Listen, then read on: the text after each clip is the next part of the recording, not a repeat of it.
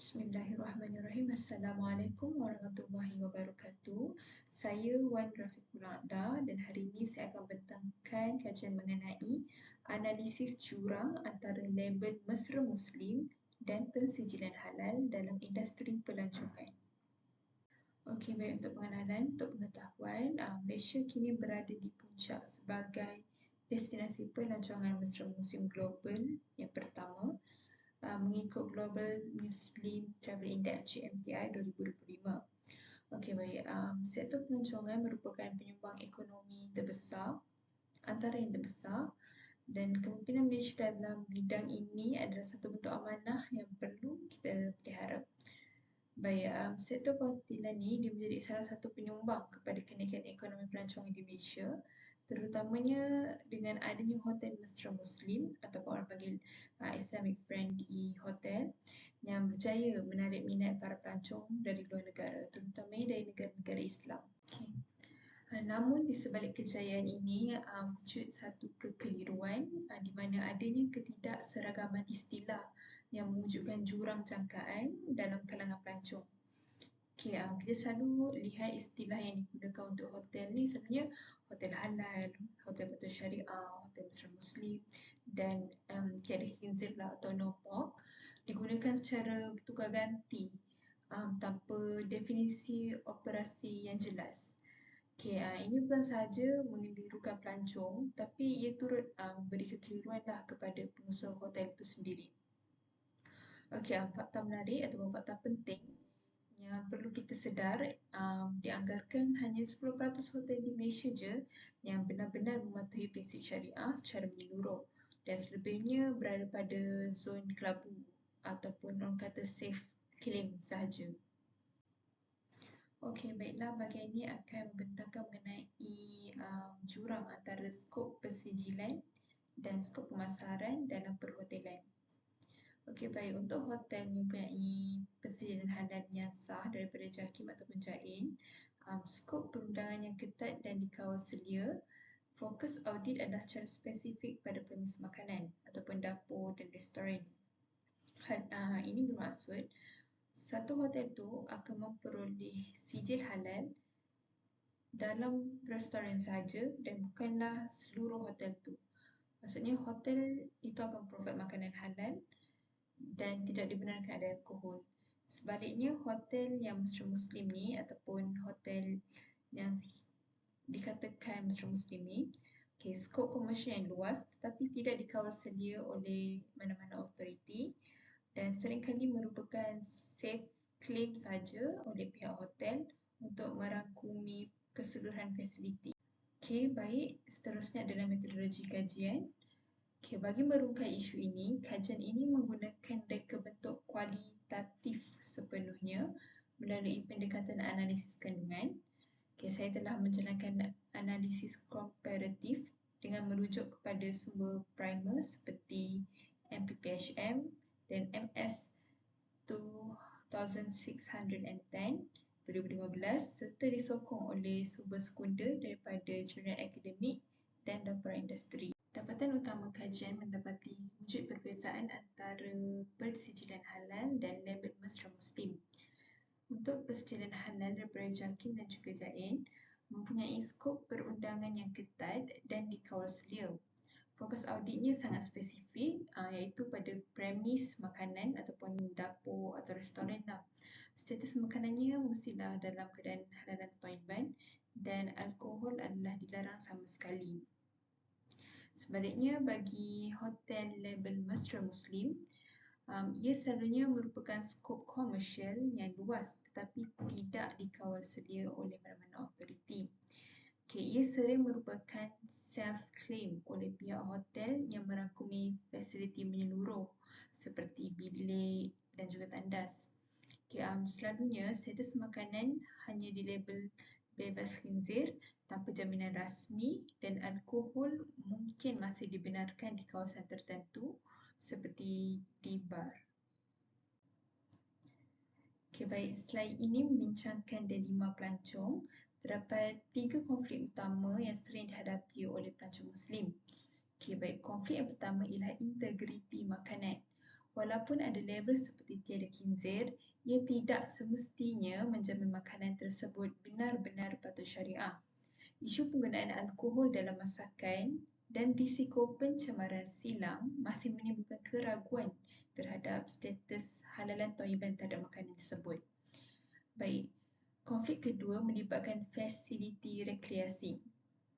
Kemudahan seperti kolam renang dan gimnasium di hotel yang tidak diasingkan di antara jantina wanita dan juga lelaki.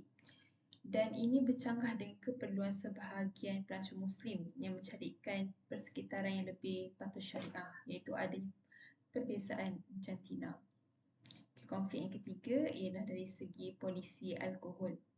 Penyediaan alkohol secara terbuka di minibar atau di lounge hotel boleh menjejaskan ketenangan dan keselesaan khususnya bagi keluarga Muslim.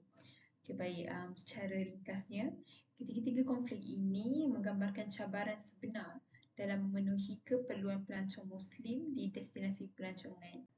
Seterusnya, bahagian ini bertujuan membezakan dua istilah yang sering disalahfaham, iaitu hotel halal dan hotel Muslim berdasarkan sorotan literatur. Bagi hotel yang punya persediaan halal, konsepnya lebih ketat. Ia merujuk kepada pematuhan menyeluruh terhadap prinsip syariah dalam semua aspek operasi halal. Antaranya cirinya termasuklah makanan yang 100% halal, tiada alkohol dan tiada perjudian, serta pengasingan fasiliti rekreasi yang melibatkan privasi seperti pool ataupun kolam. Ringkasnya, keseluruhan persekitaran hotel memang direka supaya patuh syariah sepenuhnya. Manakala untuk hotel Muslim pula, menggunakan pendekatan yang lebih fleksibel, fokusnya untuk menyediakan kemudahan asas untuk pelancong Muslim seperti adanya arah kiblat, adanya sejadah dan akses kepada makanan halal. Namun, dalam masa yang sama, hotel jenis ini mungkin masih menyediakan alkohol di kawasan tertentu. Perbezaan utama antara kedua-dua istilah ini terletak pada tahap pematuhan syariah, sama ada secara menyeluruh atau sekadar memenuhi keperluan asas pelancong Muslim sahaja.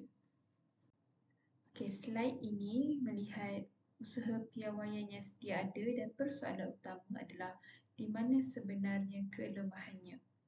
Di peringkat Malaysia, kita ada MS 2610-2005 iaitu piawaian Muslim Friendly Hospitality Service. Piawaian ini sebenarnya sudah menyediakan garis panduan yang jelas dan mengklarifikasikan hotel kepada 3 tahap. Yang pertama, platinum, kedua emas dan ketiga adalah perak. Namun begitu, kelemahannya ialah piawaian ini masih bersifat sukarela dan kurang diberi penekanan dari segi promosi dan penguatkuasaan. Baik. Di peringkat global pula, terdapat Crescent Rating yang menggunakan sistem penerapan dari skala 1 hingga skala 7 bagi mengukur tahap mesra Muslim. Pendekatan ini menunjukkan kecenderungan global ke arah penilaian berperingkat berbanding konsep halal atau haram secara binary. Walaupun bagaimanapun, isu utama ialah ketiadaan satu piawaian universal yang benar-benar dipersetujui dan mengikat semua pihak. Secara ringkas, walaupun usaha standard telah diperkenalkan, cabaran utama masih terletak pada keseragaman, penerimaan dan keberkesanan pelaksanaannya. Baik, seterusnya kita lihat kepada implikasi jurang ini terhadap ekosistem pelancongan di Malaysia. Punca utama berada dalam label mesra Muslim itu sendiri. Mesra Muslim ini kabur dan tidak dikawal sedia. Keadaan ini mencetuskan 3 kesan rantaian yang kritikal. Pertama, ia disalahgunakan sebagai satu bentuk gimik pemasaran. Tanpa piawaian yang jelas, premis mudah mengeksploitasi istilah ini semata-mata untuk menarik minat pelancong dan bukannya untuk beri jaminan syariah yang sebenar. Yang kedua, ia membawa kepada hakisan kepercayaan pengguna.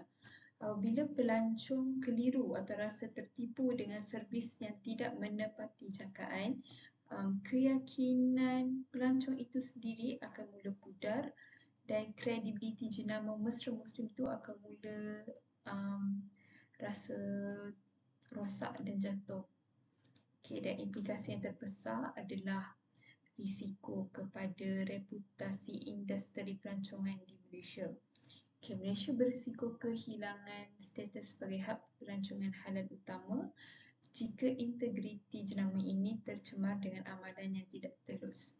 Okay, jadi secara ringkas, ketidakjelasan ini mampu meruntuhkan kepercayaan dalam ekosistem pelancongan negara kita. Okay, baik. Bagi menyelesaikan kekeliruan, saya mencadangkan satu sistem klarifikasi hotel mesra Muslim yang berperingkat. Okay, kita bagikan kepada 3 tahap supaya ekspektasi pelancong itu lebih jelas. Okay, pertama, tahap 1 ataupun asas. Itu untuk hotel yang memenuhi keperluan minimum saja seperti adanya arah kiblat ataupun sejadah. Syarat ketatnya di sini mereka dilarang sama sekali untuk menggunakan istilah halal atau patuh syariah pada pemasaran mereka. Okay, untuk yang kedua, tahap kedua ataupun pertengahan, di sini fokusnya pada makanan. Hotel mesti memiliki dapur yang disahkan halal oleh JAKIM atau MAIN. Walaupun fasiliti lain mungkin bercampur, aspek pemakanan dijamin selamat ataupun halal. Okay, untuk yang ketiga, tahap ketiga ataupun kita panggil premium. Okay, ini adalah tahap tertinggi, bukan sekadar makanan tetapi tiadanya alkohol di seluruh premis dan fasiliti rekreasi juga diasingkan. Okay, ini adalah definisi sebenar pengalaman patuh syariah yang perlu pelancong Islam rasakan. Baik, seterusnya cadangan kedua, kita perlu memperkasa standard MS 2610-2015. Okay, isu utama dalam standard sedia ada ni, dia bersikap sukarela. Okay, akibatnya, kesedaran dalam kalangan pengusaha hotel sangat rendah sebab tiada desakan. Okay, jadi cadangan solusi yang saya ketengahkan adalah untuk melalui integrasi polisi. Okay, kita serapkan elemen MS ni ke dalam syarat wajib sistem penerapan bintang hotel di bawah motel. Okay, sebagai contoh mekanismenya, jika sebuah hotel ingin mendapatkan penerapan 5 bintang, okay, kita wajibkan mereka mematuhi sekurang-kurangnya kriteria tahap 2 dalam sistem klarifikasi tadi. Okay, dengan cara ini, pematuhan standard bukan lagi satu pilihan tetapi sebagai satu keperluan untuk kekal kompetitif dalam industri pelancongan halal di peringkat global. Sebagai rumusan, kertas kerja ini mencadangkan satu anjakan iaitu menukarkan jurang kekeliruan yang wujud sekarang menjadi satu jambatan jaminan.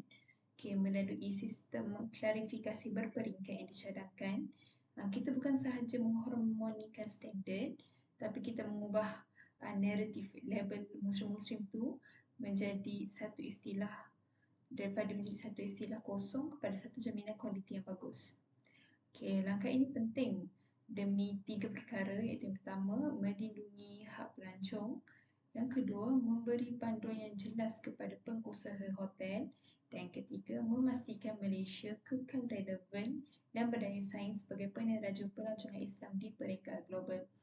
Okay, itu saja pembincangan pada saya. Terima kasih. Assalamualaikum warahmatullahi wabarakatuh.